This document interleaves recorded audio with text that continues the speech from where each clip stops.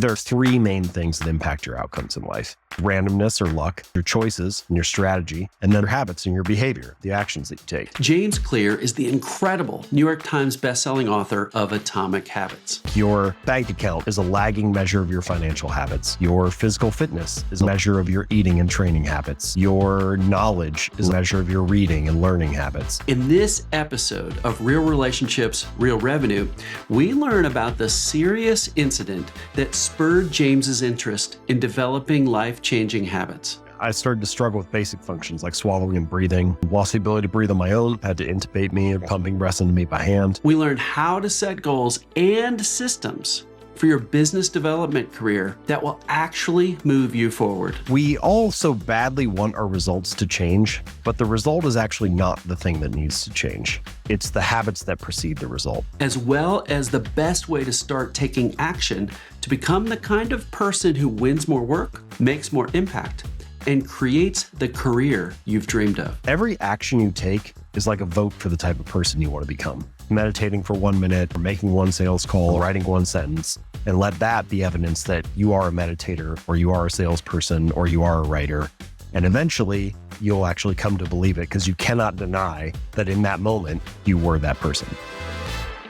Drop us into your life at the moment when you realized something had gone horribly wrong and you were in a fight for your life. Well, I played a variety of sports growing up, baseball being one of them. And my sophomore year of high school, we were out back behind the high school on a field, and a classmate of mine took a swing. The bat slipped out of his hands and struck me right between the eyes. And it was an accident, but a very serious injury. I broke my nose, broke the bone behind my nose, which is your ethmoid bones, like fairly deep inside your skull. Shattered both eye sockets. I looked down, I had blood on my clothes. Classmate literally took the shirt off his back to give it to me to plug up the blood coming from my nose. We made our way back down to the nurse's office at school, and I was sort of unaware of how seriously I had been injured. I was answering questions for about 10 or 15 minutes, but not like really very well, and sort of in a delayed fashion.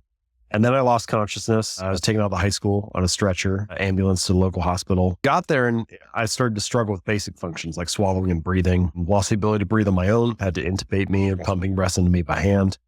I had my first seizure of the day. I'd end up having 3 more. And around that point, the doctors decided that it was too serious for the local hospital to handle, so I had to be air carried to a larger facility. Took me onto the helicopter, flew me down there. As I was getting ready to undergo surgery, I had another seizure. And so they decided I was too unstable at that point. So I was placed into a medically induced coma. My parents, who had been through all of this terrible thing and had been at the hospital and been split off and to get my brother and sister and met back up, they actually were no strangers to this particular facility. My sister had been diagnosed with cancer, leukemia at the age of 3. And this was the same facility where she got her cancer treatment. So now they're back 10 years later. And a priest came up to them as I'm being placed into the coma. And it was the same priest that they had met with a decade prior. So thankfully, the next morning, my vital signs had stabilized. I was released from the coma. Process of healing sort of begins. I got surgery a week later. My nose had actually set in the broken position by that point, so they had to re-break it to fix it, which was actually the most painful part of the whole process. That day, in addition to being unconscious for a large portion of it, I was also in so much shock that I didn't really feel much of anything. The next week after that, I started physical therapy. My first physical therapy session, I was practicing basic motor patterns like walking in a straight line. I had double vision for weeks. I couldn't drive a car for 9 months. All I really wanted to do was get back on the baseball field, get back and be like this normal, healthy person. But my return to baseball wasn't smooth either. Even after I recovered a year later, I was cut from the team. I was the only junior to be cut from the high school team that year. I played 1 season of varsity baseball in high school, barely got to play. I did weasel my way onto a college team. And then my freshman season came off the bench, sophomore season, starter, junior year, as team captain. And then senior season, I ended up being an academic All-American, which is about 30 players around the country or so. And I bring that story up. I use it as an introduction to Atomic Habits, partially because that was the first time in my life that I was forced to start small. Like, people are building habits all the time. We're building them from the time that we're born. But that particular period, I had to scale down and focus just on what I could manage. And they were small things like going to bed at the same hour each night, or studying for class for an hour each day, or physical therapy, and then eventually going into the gym and training a little bit more. It was kind of the first period in my life when I started to exercise. None of those habits sound very significant on their own, but they gave me a sense of control over my life, a sense that I felt like I had lost. And so sort of the punchline to all this is that I don't think there's anything necessarily legendary or heroic about my story. We all face challenges in life, and this was one of mine. But it helped me learn through the practice of building better habits that you don't have control over the random events or the misfortunes that come your way, but you do have control over how you respond. And largely that is the control you have over your habits, the habits that you build, the way you choose to respond day in and day out. And if you do that, similar to me having a relatively successful athletic career afterward, you can rebound from those challenges. You can come back and kind of make the most of the potential that you have. So I sort of came into habits first through the practice of it, through that experience. And then only later did I develop a language for it and start reading about the science and the research and do the work that I've been doing for the last 8 years or so that ultimately led to Atomic Habits. So sort of like practice first, science second. Getting whacked in the head with a baseball bat there is an analogy here towards so many of our clients. They start with one foot in expertise. They're a lawyer, they're a consultant, they're an accountant. They're working at a big healthcare company. They're learning the system that makes them great. And then one day, let's say a lawyer, just for one of those examples, you make partner. Well, in that one day where before you were rewarded on billable time and client satisfaction and how well you know your stuff, and then the day you're made partner, all that's just table stakes. And now you're rewarded for client development. Are you bringing in new projects, new matters, new work? Are you expanding outside of the base that's been given to you? So that leads us right into this idea of systems versus goals. So let's say I'm that first year partner at a consulting firm. Well, I'm given a goal. I'm given a new revenue goal, but that in a way can be defeating because you're sitting there thinking, I don't know how to do that. How would somebody go about developing a goal versus a system? This is one of the core ideas of Atomic Habits. And before I criticize goals a little bit, I should say they're useful as well. Like goals are helpful for setting a sense of direction, kind of defining like what direction we're going to row the boat in. They're also useful as a filtering mechanism. If you know what your goals are and somebody comes to you with an opportunity or they say, hey, can you join me on this project or whatever, you can run it through that filter and be like, does that help me achieve the goal or not? And if not, then it's easier to say no. So goals are useful. However, they come with quite a few drawbacks, particularly if you are overfit the goal or overfocus on the goal rather than the system or the process. And to put a little finer point on this, the way that I would explain it is your goal, that's your desired outcome, but your system is the collection of daily habits that you follow. And if there's ever a gap between your system and your goal, if there's ever a gap between your desired outcome, your daily habits will always win. Almost by definition, your current habits are perfectly designed to deliver your current results. Like whatever results you have right now, it's a natural byproduct of the system, the collection of daily habits you've been running for the last 3 months or 6 months or year or 2 years. So the current system that you have, the current daily habits that carried you to this point. And often we talk about, particularly in business, we talk about changing results. Everybody wants, let's double our revenue or increase, hit this quarterly metric or reach this milestone. It's very much focused on position or outcome. And a focus on the goal is more about a focus on the system is more about focusing on the trajectory, on the process, rather than the position. Rather than saying it's about how much weight is on the scale right now, it's much more about the process and the trajectory of, am I showing up to workouts? Am I on a good path? Or rather than how much money is in the bank account right now, it's much more about the process of, am I making sales calls? Am I showing up and like performing and building those habits day in and day out? The key here, I think, is that we all so badly want our results to change, but the result is actually not the thing that needs to change. It's the habits that precede the result. Fix the inputs and the outputs will fix themselves. Most of your results in life are sort of a lagging measure of the habits that precede them, right? Like your bank account is a lagging measure of your financial habits. Your physical fitness is a lagging measure of your eating and training habits. Your knowledge is a lagging measure of your reading and learning habits. Even something as simple as like the clutter on your desk at work or in your garage at your house is a lagging measure of your cleaning habits. And so what we need to adjust is the collection of daily habits, the system, and not necessarily the goal. There's also one final thing which I should add here, which is that in most domains in life, the winners and the losers, so to speak, have the same goals. If you have 100 people apply for a job, presumably every candidate has the goal of getting the job. The goal is not the thing that makes the difference in their performance. Or if you have 25 Olympians competing for the gold medal, presumably every athlete has the goal of winning the gold medal. It's not the goal that separates them. It's the system that they follow, the habits that they're building, the way they train, the way they prepare, the things they do day in and day out. That doesn't mean goals are totally useless, just that maybe they're good as check-ins to make sure that you're moving in the right direction. But I think much more of the time and focus and attention should be spent on the system and the habits that lead to that outcome rather than the goal itself. We talk about lagging indicators and leading indicators. Lagging meaning what, revenue you brought in, projects you brought in, client growth, whatever. But leading, the way we define it, are things that are in our control, 100% in our control, and that are growth oriented.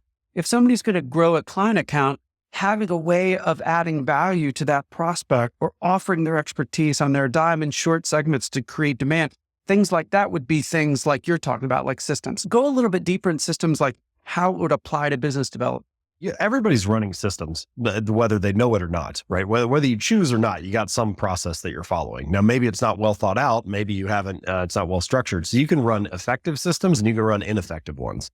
And that framework that you're mentioning, to me, it sounds like a way of strategically thinking about this. How do we design a good system? How do we design an effective system? You could read Atomic Habits and say, how do I build a better habit? Well, that's good. The book can explain that. But then you got another question, which is which habits should I build? And that's kind of what you're talking about here. You want them to be a big opportunity. You want it to be in your control and you want it to be growth oriented. So that helps you kind of narrow down on which habits are most effective for you. And you're like, all right, so now we have a little bit more direction and clarity for the system and which habits we should be focusing on. Broadly speaking, I think there are kind of three main things that impact your outcomes in life. The first is randomness or luck. The second is your choices and your strategy. And then the third is your habits and your behavior, the actions that you take. Now, by definition, you don't have control over luck or misfortune, good or bad. You can't influence it. Mm-hmm. But if you can master the other two, which are in your control, if you can master your choices and your strategy, make sure you're focusing on the right thing, and you can master your behavior and your habits, make sure you're taking actions on those right things, then I think what happens is you increase the surface area for good luck to come your way. It's not totally in your control, but you're like increasing the odds that the domino falls in your direction. So I sort of see those two pieces of the puzzle as working together. You got your habits and that action, and then you've got your strategy and the choices, and collectively they can put you on a really solid path. I absolutely love it. I want you to talk about your model of outcome versus identity when it comes to habits. This is so important because before folks go through our programs, I just can't tell you how many people say, I'm not good at business development. I could never bring a business like Mike Domler or Phyllis Sumner does. I could never ask questions like Eric McMurray does. I could never do X like Y. So talk about outcome versus identity, and we're going to tie it directly to learning business development. So usually when people start the process of changing a habit or changing their behavior, they start by saying something. Well, what outcomes do I want? They're like, oh, I want to lose weight. Okay, that's the outcome that I want. So I'm going to change my habits to do that. So usually it's like you pick some outcome. All right, I want to lose 40 pounds. So now I'm going to come up with a process or a plan. I need to go to the gym 4 days a week and change my diet or whatever. And typically it stops there. The kind of implicit assumption, although people don't usually say it, is if I follow this workout plan and I lose 40 pounds, if I do this thing and I get this outcome, then I'll be the person I want to be. We sort of think that the identity will come as a side effect of that. Oh, if I make this many sales calls and I hit that revenue number, then I'll be the salesperson I want to be, or the executive I want to be, or whatever. My argument is to invert it. And instead of starting with the outcome, let's start with the identity. So to use the workout example, you could say, well, who is the type of person that could lose 40 pounds? Maybe it's the type of person who doesn't miss workouts. And so now actually your focus shifts from the number on the scale needs to change to, I need to build the identity of someone who doesn't miss workouts. I need to master the art of showing up. And the focus on being that kind of person, I think that it lends a little light hints at what I think is the real reason that habits matter. We usually talk about habits as mattering because they provide external results. Oh, they'll help you be more productive or double your income or lose weight or reduce stress. And it's true. Habits can do all those things. It's great that they can provide those outcomes. But I think the real reason that habits matter is they can reshape your sense of self. And what I mean by that is your habits are how you embody a particular identity. Any morning that you make your bed, you embody the identity of someone who is clean and organized. If you study biology for 20 minutes on Tuesday night, you embody the identity of someone who is studious. If you do one push-up, you embody the identity of someone who is an athlete. And the way that I like to summarize this is to say that every action you take is like a vote for the type of person you want to become. And so the more that you cast those votes, the more you build up evidence of that identity. So no, doing one push-up does not transform your body, but it does cast a vote for, I'm the type of person who doesn't miss workouts. And no, writing one sentence does not finish the novel, but it does cast a vote for, I'm a writer. And the same thing could be said in many business contexts. No, making one sales call does not radically transform your book of business, but it does cast a vote for, I'm a salesperson, or I'm the type of person who does this every day. And that, I think, in the long run really means a lot because it reinforces that desired identity. Ultimately, like the real goal is not to run a half marathon. It's to become a runner. The goal is not to read 30 books. It's to become a reader. And so once you adopt that identity, once you take pride in being that kind of person, it becomes much easier to stick to the habit. If you sign up for a half marathon, you might run because you have the race. But somebody who identifies as a runner, they'll train whether they have a race or not because they're like, this is just part of who I am. It's what I do. And that's ultimately, so in that sense, true behavior change is really identity change. And I think to bring it full circle, it comes back to building small habits because you are casting votes for that new identity. You're reinforcing being that kind of person. You don't usually talk about habits in that way. You don't usually hear people discuss them in that way. But ultimately, I think that's why they matter, is that they can give you this new narrative for talking about yourself. And if you can do that, if you can cast enough votes and build up evidence, then you have every reason in the world to believe it. And that's a little bit different than what you typically hear, which is like fake it till you make it. Like fake it till you make it is, I don't necessarily have anything wrong with it. It's asking you to believe something positive about yourself, but it's asking you to believe something positive without having evidence for it. And we have a word for beliefs that don't have evidence. We call it delusion, right? Like at some point, your brain doesn't like this mismatch between what you're saying and what you're doing. And so my argument is to let the behavior lead the way. Start with meditating for 1 minute or making one sales call or writing one sentence, and let that be evidence that you are a meditator or you are a salesperson or you are a writer. And eventually you'll actually come to believe it because you cannot deny that in that moment you were that person. So let's say I'm somebody that's just starting out in business development. I've got somebody in my mind. I mentioned Mike or Phyllis or Erica. There's somebody in my mind at my organization that I view as the pinnacle of bringing in business and client relationship and being helpful, having a broad network, that kind of thing. It's easy for folks starting out to say, I could never be that. That's the negative version. What would they say to themselves? What would they say to their accountability partner, their peer, their coach? What could they say that would talk more about this identity idea? I think what's better is to not have something you want to describe yourself as, but a question to ask yourself. So as an example, I had someone I came across in my research. She ended up losing a lot of weight, over 100 pounds. She kept it off for over a decade. And one of the key things that helped her was not saying like, I want to be Arnold Schwarzenegger. I want to be Serena Williams. I want to be, like you can look at somebody like that, somebody super fit and be like, I could never be that. Same thing, same situation as what you just said. You look at the top salesperson and say, I can't do that. I can't be the way that they are. But if instead, rather than describing the outcome that seems so distant to you now, you reframe it into a question. So what she said was, what would a healthy person do? And then she's able to carry that quite different context over and over again, right? It's like, okay, I'm deciding what to order for lunch. I'm looking at the menu. What would a healthy person order? I have another meeting. It's 8 blocks away. Should I walk or would I take a cab? What would a healthy person do? And the reason I like questions a little bit more than like advice is that advice is kind of brittle, actually, in the sense that it's context dependent. Even if you talk to somebody who did exactly what you want to do, you want to build $1 million business, they just built $1 million business 2 years ago. It seems great. It's very relevant. You probably can learn some things, but the truth is life is dynamic, not static. And so situations change, the market changes, the industry changes. And so if you just take exactly what they say and try to fit it, it doesn't always work, either because the external situation changes or your skill set and resources are different. But if instead you have good questions to ask yourself, like what would a healthy person do? What would a top salesperson do? Then you can carry those around to different contexts. They can guide you based on the situation. rather than trying to follow some like pre-written script. So I think that those kind of identity-based questions are very useful things to carry around.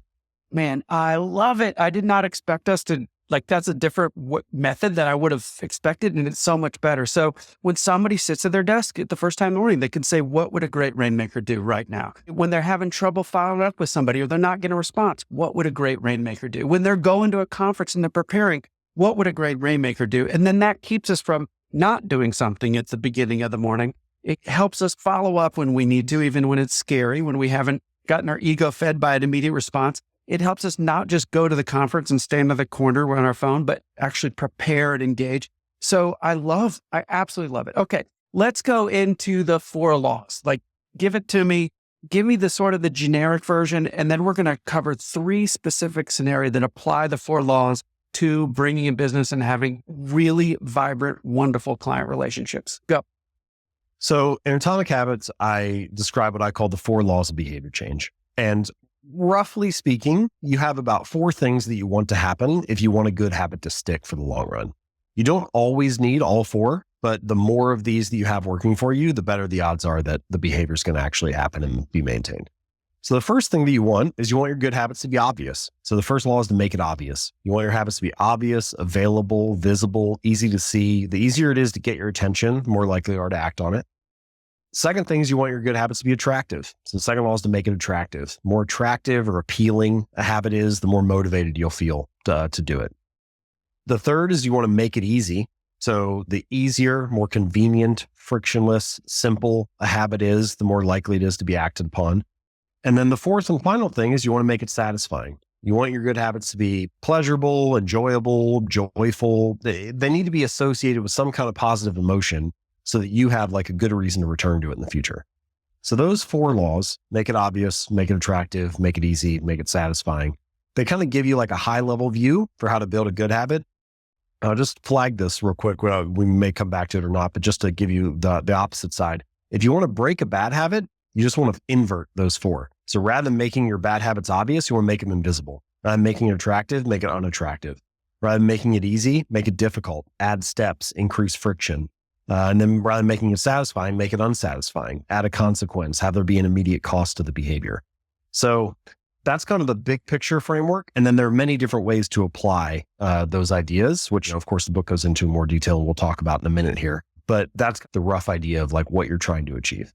No, I love it. So let's do 3 scenarios. And I prepared so much for this interview because I knew we'd have limited time, right? And I wanted to pick the very best scenarios, the stuff I hear people saying all the time that they struggle with to develop good habits around. So we're going to have 3 of these. First one, I'll call this hours spent on business development. Here's the deal. So many experts, because of our audience, the people that love our stuff, they've got 1 foot in delivering client work and they've got 1 foot in finding people to buy more of it. So they've got delivery and they've got business development. We call these folks the seller experts because it's this hybrid role where they're not full-time salespeople. They're a lawyer, consultant, account executive, whatever. So they've got a certain amount of work they've got to do to actually deliver on what's been purchased. And at the same time, they have to find more. Well, almost everybody in that scenario loves the delivery side more than they love the business development side. So I hear things like, I didn't become a blank to sell.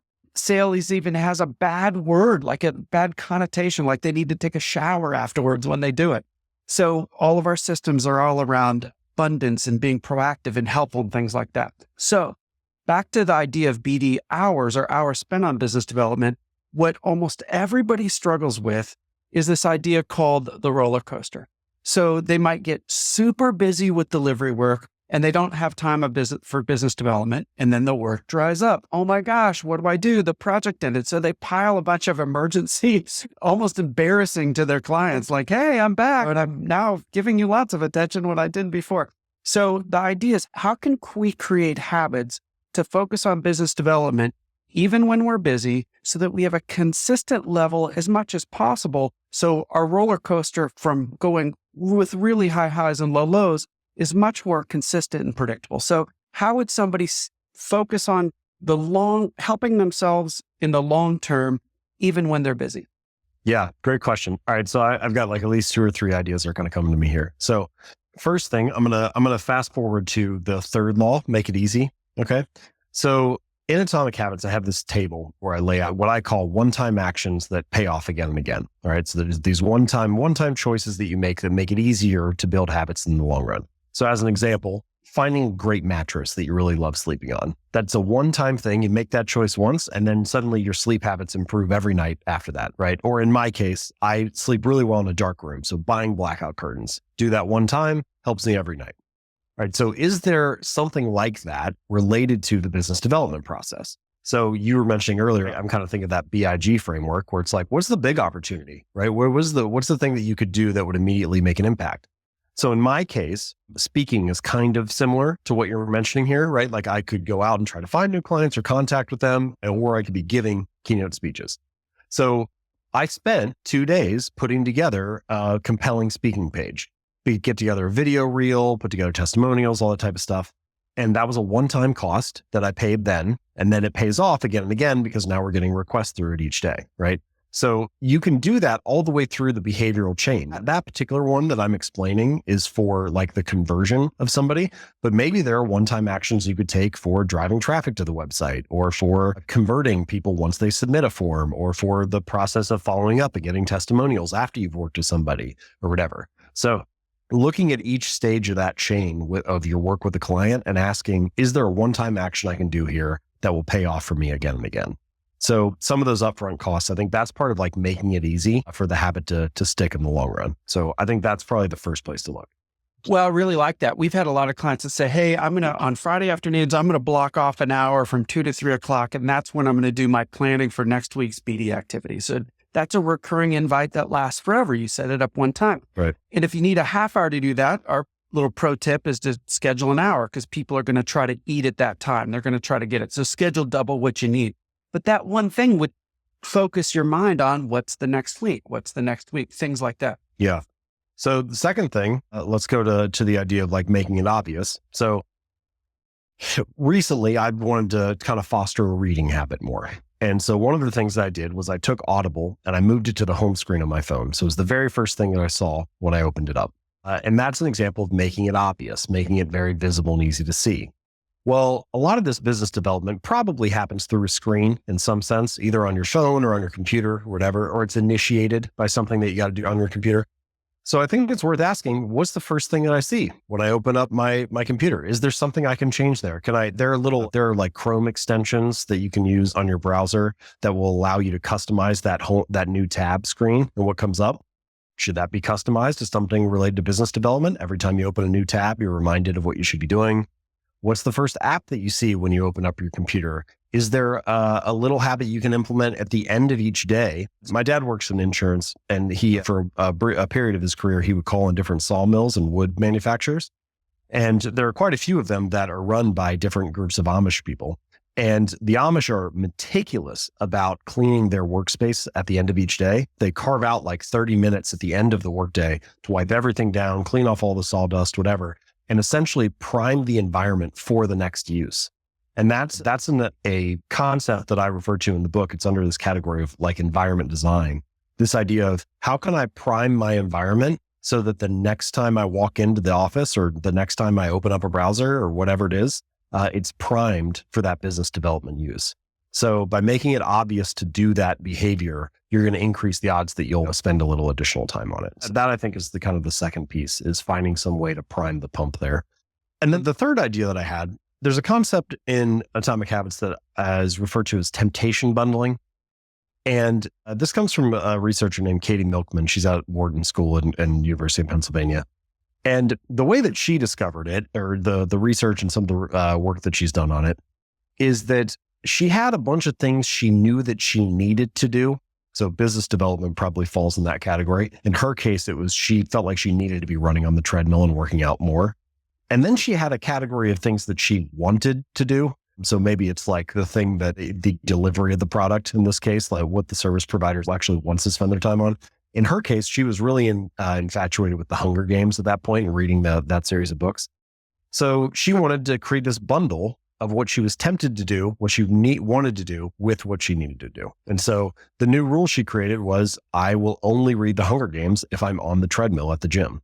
And so by combining those two, she made it more enjoyable for her to do the thing that she wanted to do. She kind of created this little like pocket of gravity that would like pull her toward that thing.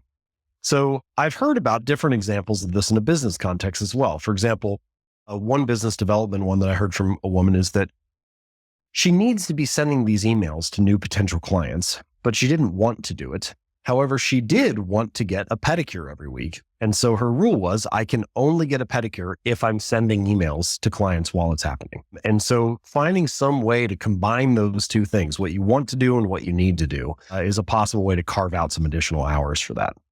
I love it. And I want to put a bow with one last idea on this BD hours. We'll go to our second application.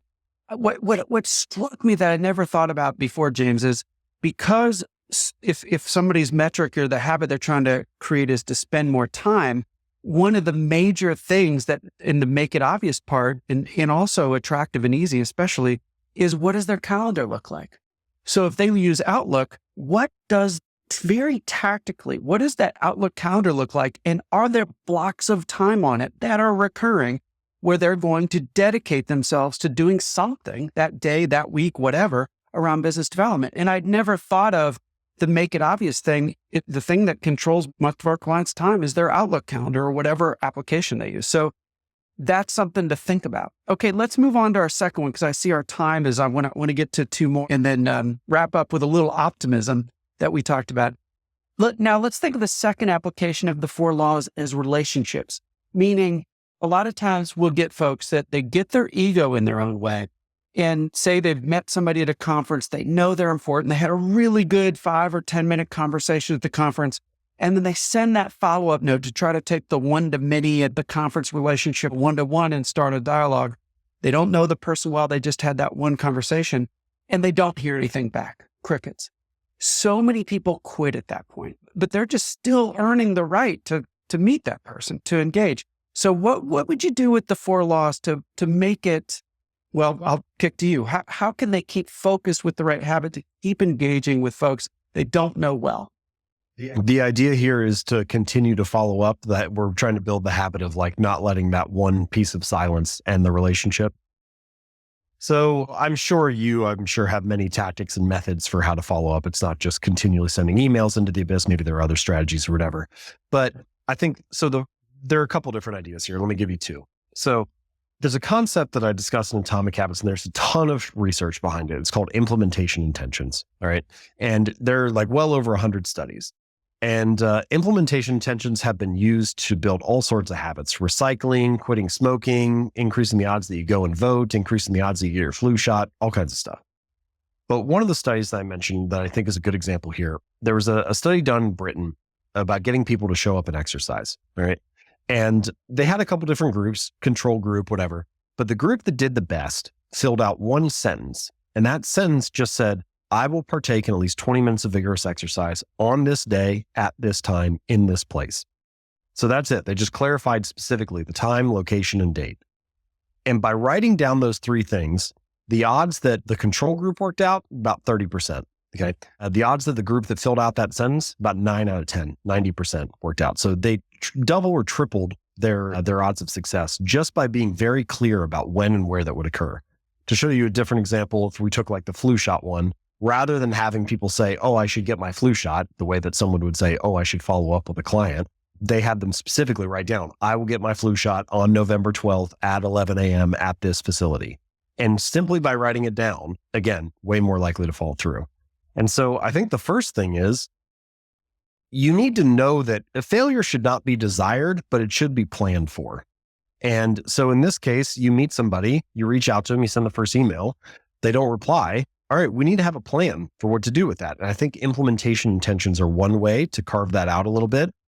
If I don't get a reply, it's kind of like an if-then scenario. If I don't get a reply to the first email, I will send a follow-up on this day, at this time, in this place. And by specifically carving out when and where that new habit's going to live, you're going to be much more likely to fall through. Ties directly to your point about the calendar as well. You know, it's almost like when you send that first email, you should also have a calendar reminder a week later to follow up if you don't hear anything back. It's kind of like you're tying those two together.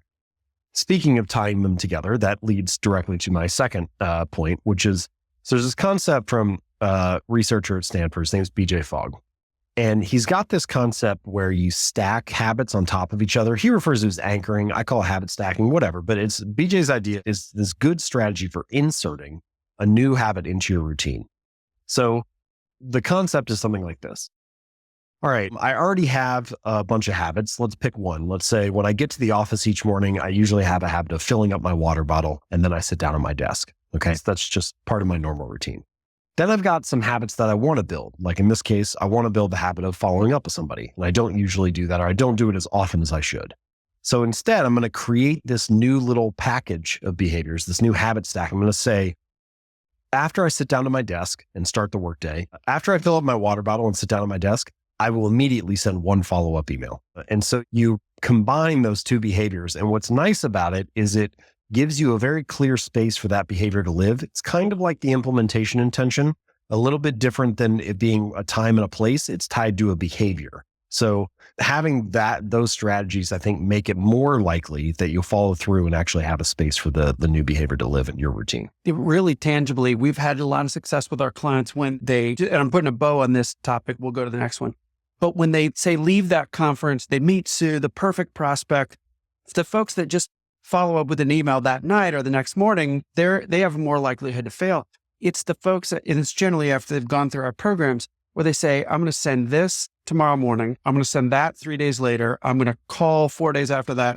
And they build almost like a campaign. We call it the first 21 days. Like, what are you going to do over 21 days to follow up? You're not doing something every day, but you map out some way of adding value over a longer period of time. And I never thought of connecting that to the implementation intention, because you're picking the exact thing you're going to do on an exact day. And I think what we can even add to our stuff is put a time in your calendar that you can do it and think about where you're going to be, because that really pulls it together. Okay, let's go to our last application before we go to a little optimistic ending. I'm really curious about your thoughts on this one, because we see a couple different junctures where people stall out on their business development journey. So now I'm expanding the time frame to go over somebody's career. There's 3 major plateaus we see people get to or stall out in between. The first one is just going from being an expert to the seller expert, the level where you sort of learn how to build business development techniques with your expertise in a way that brings in enough business you can sort of pay for yourself. That's sort of level one. That's akin to an equity partner in a law firm. They can get to a point where the firm loves having them, they pay for themselves, but that's about where they're at. Level 2 is where now you get so great at the business development, typically the expertise too, that you're bringing in enough business you can feed an entire team of people that are level 1. That's senior partner. Well, at the 3rd level, that's where you actually develop these systems at scale to the point where you're mentoring others, you're creating scalable business development systems or whatever. But at that point, you might have hundreds of experts reporting up to you. Well, you can guess it's at those levels where people stall out. If they can even get to level 1, it's difficult to get level 2, level 3. And I believe I want to get your advice here. I believe that's because they don't have the right habits to continually upwardly spiral, let go of certain activities, grab onto the thing they don't know yet, go tackle a new thing they need to learn, and continue to do that over the course of their career. So what would be your advice using the 4 laws on how can somebody always be moving up in value using that model in their career? Yeah, these are great questions. I think it is less in this situation, this particular example, less about tactically, what are you doing to build good habits, and more about strategically, how are you thinking about what you should be focusing on and where you're directing your attention. So a couple different things here. A question that I find helpful, I consider myself to be fairly ambitious. I think there are a lot of ambitious people in your audience. And one of the hard parts about that is you got a lot of things that you want to do. You have a lot of things you want to accomplish, and there's never enough time for it. And so it's hard for me to say no to stuff and to shut things down. And one question that's helped me is, what season am I in right now? And so continually asking myself that question. Life kind of has this series of seasons. And when you're in different seasons, your habits should be different based on where you're at. So like for me personally right now, I don't have any kids yet. So I'm in like kind of a career heavy season where I'm mostly like maybe the work burner is turned up high and maybe the personal health burner, or maybe like family and friends are turned down a little bit. And then at some point, I will have kids, and that'll signal a shift in seasons, right? Like now, maybe the family burner needs to get turned up and maybe something else gets turned down. Well, you can take that same idea and apply it within your career, right? It's like, what season am I in right now in the practice? And what does that mean? Are there certain habits that need to be turned on high for this particular season and other ones that aren't as necessary? And then I transition, I hit that phase transition you mentioned. I make a jump to partner or to something else. And now I'm in a new season, and the new season requires new habits. And so I think there's a little bit of introspection that needs to go on there to figure out what exactly you should be focusing on.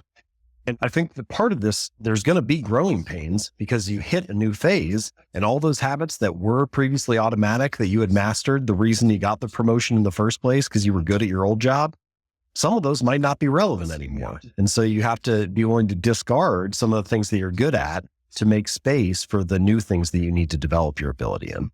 So that I think is partly strategic.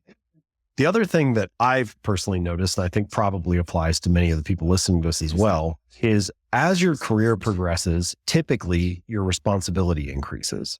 And when your responsibility increases, your ability to say no to things and to prioritize generally also needs to increase. And that's been really hard for me to learn. I think it's probably hard for many people to kind of master, but increasingly, you need to have the ability to realize that saying no to something is only saying no to one thing, but saying yes to something is saying no to everything else. So the fact that I said yes, for example, to this conversation means I said no to every other way that I could have spent this hour, right? So no is a decision. It retains the option to use that time in however you want. Yes is a responsibility. It forces you to focus that time and that hour on the one thing you said yes to. So when you realize that, you start to notice that even things that are free, even things that aren't costing you or that somebody's giving you, everything comes with a trade-off, right? Everything, as soon as you say yes to it, even if it's not costing you, it is costing you that hour. And so understanding the importance of saying no and developing that ability, I almost feel like that's the habit that you need to develop as you progress through your career. The ability to say no, the ability to prioritize, the ability to refine and whittle things down. This is true not just of careers in general, but also kind of like life in the modern economy. For most of human history, information was scarce. It was hard to find the good idea. But now in modern society, information is abundant. And so the skill has shifted from discovering information to curating it. And in many ways, focus is the art of knowing what to ignore. It's the filtering, it's the removing of the noise. And so as you progress through your career and your responsibility increases, developing the ability to say no, developing the ability to focus, developing the ability to prioritize, those all create the space for you to master whatever habits are associated with that new season. So I think that's kind of more how I think about this one rather than like a tactical, how do I build a habit piece? Yeah. And it made me, I really appreciate that. It made me think of a tactical thing. I think if somebody's going through one of these changes of seasons, that is a great time to pick up Atomic Habits and read it again. You know, this is a bit of a side note, James, but one of my litmus tests for how much I enjoyed a book was how many times I folded over. Oh, that's awesome. You've got world-class page tabbed here, right? And Thank you so got much. like water I spilled on it at the bottom. I was carrying it around. But it's well loved. yeah, well loved. But what I love about that is I highly recommend Atomic Habits, obviously, but I think what somebody could do is if they were in a different season, they just got promoted, they started a new job, they have a new big goal, like we talked about that might be a good time to pull out Atomic Habits again and at least flip through the tabs or maybe even read the whole thing because a new goal requires new systems around it. So that I think that could be a really good thing. I also It reminds me a little bit of that quote where it's like, no man steps into the same river twice. Like he's not the same man, it's not the same river sort of thing. And it's kind of like that. Like the process of building habits, it changes over time. Your life is dynamic and you enter new situations. And so you're kind of endlessly revisiting the process of starting again. If you can, to a certain degree, consistency with habits is just the ability to get started again and again. And so you enter a new season, you need to now suddenly get started on a new set of behaviors. So yeah, revisiting some of the concepts or whatever could be useful at that time. And I love it. The second takeaway I thought is all of our artists should hire you to speak at their event too, because what I love what we're doing is Atomic Habits is like your examples in the book are so broad. They're everything from very specific career advice to exercising. And what I love about your ability, and I've seen you speak, is you have the ability to apply it to a specific situation. And I think that's what would be powerful. Okay, new topic. We're done with the application. I want to finish with one last piece of content. We'll sort of close out. I want to end with some optimism. I don't think this was in Atomic Habits. You could tell me I'm wrong, but I felt like I stumbled across one of your articles that talked about how you used a metaphor of just first, second, third in a race, 100-meter dash or whatever, that says the winner in a race is just a fraction of a second ahead of whoever's in second place, but they're the only one who gets first. And in our business, when you think about business development, man, you might have an 8-month or multi-year process where you're competing to win, in some cases, hundreds of millions of dollars of work. Well, the winner might only be that much better than the other side, but they get it all.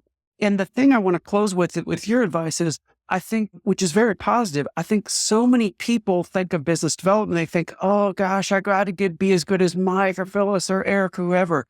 That's not the goal. You just have to be a tiny fraction better than your competition. And in the world we live in with the seller expert, most people don't do anything to get better at business development. They just sort of stumble along and maybe try something, maybe not, but they don't take business development as seriously and as deeply, think of it as a deep expertise like their core expertise. So comment on the idea of folks don't need to be as good as the best in the world, which is their usual framework. They just need to be as better than the other person who may not be spending much time on this at all. So go for that. Yeah, it's an interesting question. I wrote a article on this that I titled the 1% rule. And the idea is that the people who get the top 1% of results are, often not like radically better than the other people around them. There's that famous story of like two people are being chased by a bear and the one person's like, I'm not fast enough to outrun the bear. And they're like, I don't have to be, I just need to be able to outrun you. And it's that same kind of idea. Now, the reason that this is partially true is that there are in many areas of life, there are kind of these winner take all effects. So two politicians are running for the same role and one of them gets 60% of the vote and one of them gets 40%. The winner gets the entire office. They don't split it. One person doesn't go in 6 days out of 10 and the other one goes in 4 days, right? It's either you get the whole thing or you get nothing. Same thing with you can win by 0.01 seconds, but you get all of the gold medal. And so those winner take all effects show up in multiple areas of life, sports, politics, business, etc. And what that means is that the same thing for like a candidate applying for a job. Like you have 100 people apply. You just need to be the one who wins. You get the whole job. You don't get like just your fraction of it. So that idea, once you realize that and you start to see that pattern showing up, I think there are a couple different things that you could take away. So there are a few different influences. The first is let's consider each day, it doesn't work exactly like this, but let's consider each day to be like an individual round. Okay. And if you win that round, you win all the prizes of that day. And then you wake up again the next day and you get another round to do that. Well, so one of the first things you realize is you kind of want to have a lot of shots on goal, because if you get to take a lot of shots, then you get a lot of chances to experience a winner take all effect. And so the more shots that you take, the more chances you have to kind of accumulate all the rewards of that particular day.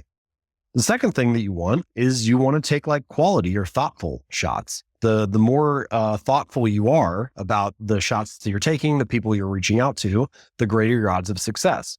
Now, as you mentioned, a lot of people may not be thinking about how to improve their ability to be a better salesperson or business development or whatever.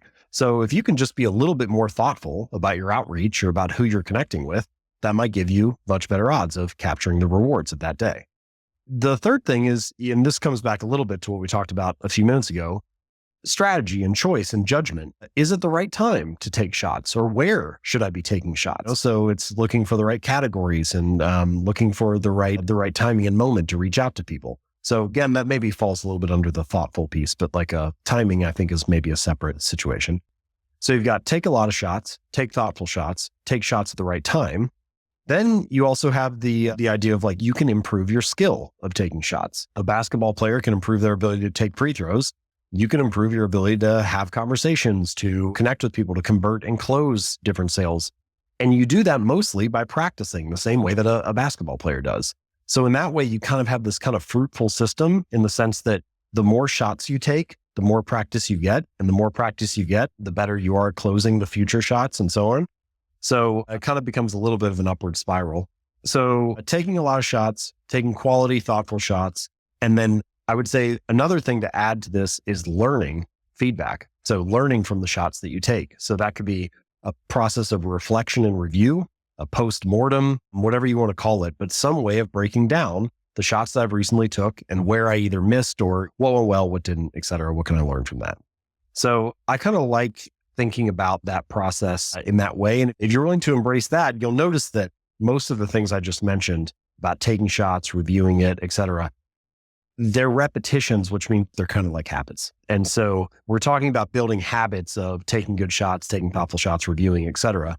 And if you do that, suddenly each day you get exposure to that new round and you can maybe win all the rewards of that day. And then you show up again the next day and you do the same thing. So I think that's kind of maybe one way to integrate the two ideas we've been talking about, the idea of building better habits in business development and this sort of effect that you see happening throughout the world of winner take all effects in different areas. I love that. And I love the idea of quality and quantity, and then getting the feedback and using that to continually get better. We get asked all the time, like, hey, what should I start with? Should I start with developing this big value proposition or branding thing? Should I start with coming up with my metrics? Should I start with, what should I start with? And we're like, start with the habits, start with doing something a little bit every day. And when we build those leading indicators, like we talked a little bit before, those things that are big impact in our control and growth oriented, the idea of having a couple leading indicators or even just one that's quality oriented, which would be like picking one thing a day to do that'll help your future self, something that's quantity oriented, like trying to do a certain amount of time each day. The magic of having both is if you only have quantity, well, you could sort of do a bunch of stuff lackluster. If you only have quality, you might not be putting enough effort in. But putting the two together is powerful. And I loved your addition of getting having some kind of feedback loop, because now our personal development is now on a very steep trajectory because we're getting that feedback and we're always learning. Just one more thing to add to this as you were talking that came to me. So, and I think it can apply to a lot of the different examples that we mentioned throughout the conversation. I got a strategy in the book that I call the 2-minute rule. And I think you can apply it to a ton of business development stuff, but the basic idea is you take whatever habit you're trying to build and you scale it down to something that takes 2 minutes or less to do. So read 30 books a year becomes read one page, or do yoga 4 days a week becomes like take out your yoga mat, right? And sometimes I mention that and people resist it a little bit because they're like, okay, I know the real goal isn't just to take my yoga mat out. I know I actually want to do the workout. So if this is some kind of like mental trick, then like, why would I fall for it basically? But it connects back to what you were just mentioning. And the story I like to tell is this guy, his name's Mitch. He's lost a bunch of weight. He's a reader of mine. And when he first started going to the gym, he had a rule where he wasn't allowed to stay for longer than 5 minutes. So for the first 6 weeks, he'd get in the car, drive to the gym, get out, do half an exercise, get back in the car, drive home. And it sounds ridiculous, right? It sounds silly. You're like, this is not going to get the guy the results that he wants. But to the point that you just mentioned a moment ago, he was mastering the art of showing up, right? He was becoming the type of person that went to the gym 4 days a week, even if it was only for 5 minutes.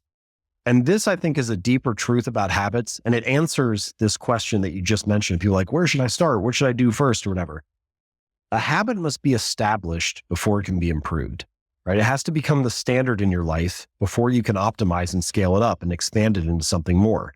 And so you think about these business development habits and it's like, okay, we know these are going to benefit us. We know that taking more shots is useful. We know that taking quality thoughts and thoughtful shots is useful. Then how do we get started on that? How do we master the art of showing up? How do we get that habit established so that then we have something that we can improve? And if you don't have it established, if you don't make it the standard in your life, there's like nothing really to optimize. It's just a really good theory. There's no raw material to work with.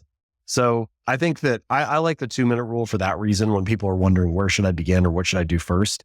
It's like, look, just carve out 2 minutes to take the first action on this. And if you can become the type of person that can do that 4 days a week or every Friday or whatever it is, then you got all kinds of options for expanding it and turning it into something more. I Absolutely love it.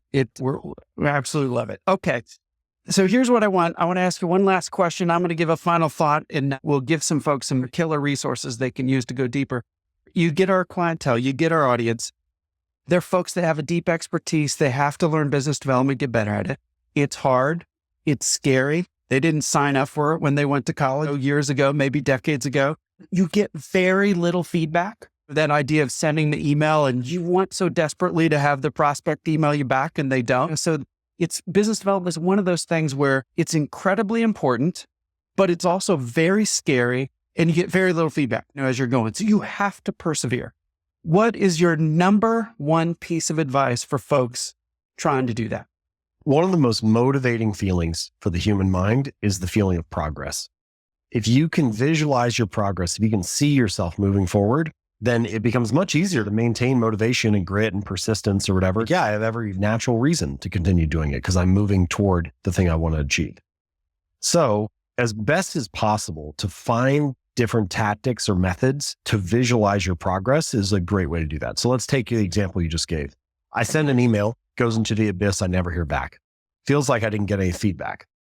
But you can do one simple strategy is to have like a habit tracker. So let me give you a slightly different example and then circle back. So like my parents, they like to swim, but whenever they get out of the water, their body looks exactly the same as when they got in. They have no feedback. It's like somebody sending an email to a client and not hearing anything back. Was that worth it or not? I don't know. I spent this time on it. It doesn't seem to have benefited me in any way.